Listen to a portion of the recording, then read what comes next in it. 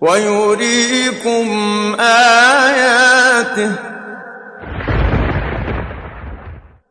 فأي آيات الله تنكرون.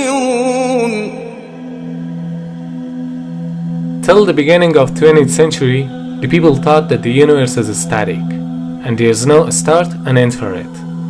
It was a reason for materialism to deny the existence of the Creator. But in modern era of science, several researches, observations and calculations have been done which shed light to some cosmological facts.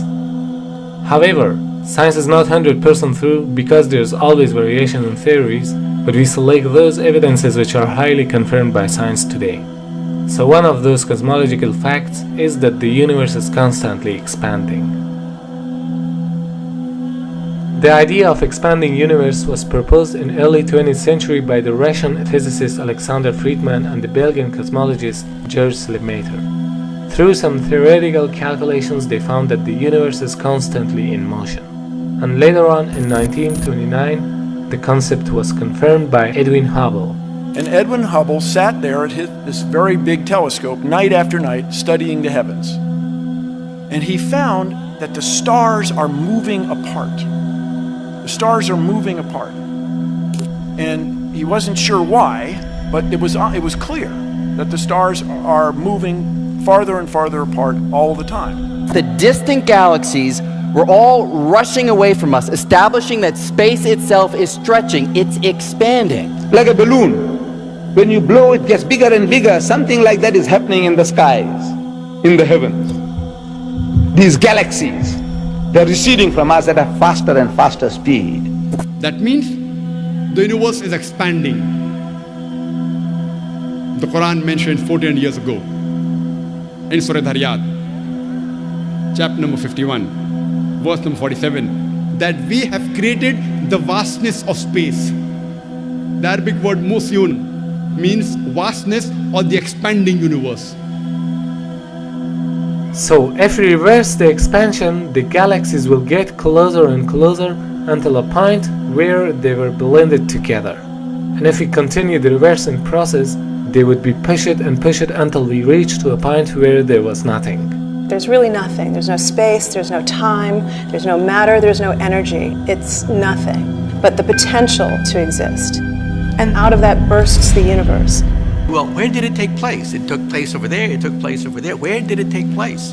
Actually, it took place everywhere, because the universe itself was extremely small at that time. It's impossible to describe the moment of creation in human language. All we know is that from what may have been nothing, we go to a state of almost infinite density and infinite temperature and infinite violence. بديع السماوات والأرض وإذا قضى أمرا فإنما يقول له كن فيكون. The Arabic word bid'ah means the creation of something out of nothing. This word also connotes the fact that something is created not on a pattern previously designed of something, but as a completely new entity having no precedence. So the greatest marvel of creation is the creation of all concepts out of nothing. And what's amazing to me is that the laws of physics allow that to happen. And it means that our whole universe, everything we see, everything that matters to us today, could have arisen out of precisely nothing. So they say that this universe came into being with a big bang. The Big Bang Theory. Who says that? The most learned men of science, astronomers. Allah says, أَوَلَمْ يَرَ الَّذِينَ كَفَرُوا. He says, do not the unbelievers see? These atheists, these agnostics, the people who deny the existence of God, can't they see? In other words, Allah expects them to see, to be able to see, to witness. أَوَلَمْ يَرَ الَّذِينَ كَفَرُوا أَنَّ السَّمَاوَاتِ وَالْأَرْضَ كَانَتَ رَتْقًا. That the heavens and the earth were joined together as one unit of creation. فَفَتَقْنَاهُمَا. And he split them asunder. Who is he talking to? Who is he addressing? Kafir. Which kafir? The Bedouins of 1400 years ago? No. He is talking to the men of science, men of learning, who are now expounding to the world the theory of creation.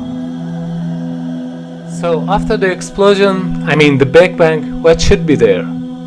Smoke or clouds of gases, right? Science calls it nebula. A nebula is an interstellar cloud of dust, hydrogen, helium, and other ionized gases.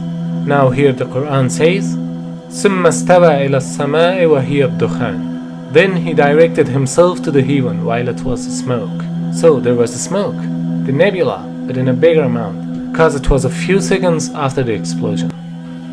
Dukhan does not merely mean gas, it specifically means smoke. And today scientists say that smoke is a more closer and more scientific as compared to gas, because that time it was hot. Imagine, the Quran mentions 1400 years ago, which we discovered recently, that the initial celestial matter of the universe, it was in the form of smoke. So in a time when there was no knowledge about the formation of the universe, how could a man talk about the Big Bang, the nebula, and the expanding universe, which are all confirmed by the modern science in 20th century? Indeed, these facts indicate that Quran is not words of a man, rather it's words of a wise creator who created the universe and knows about it in details.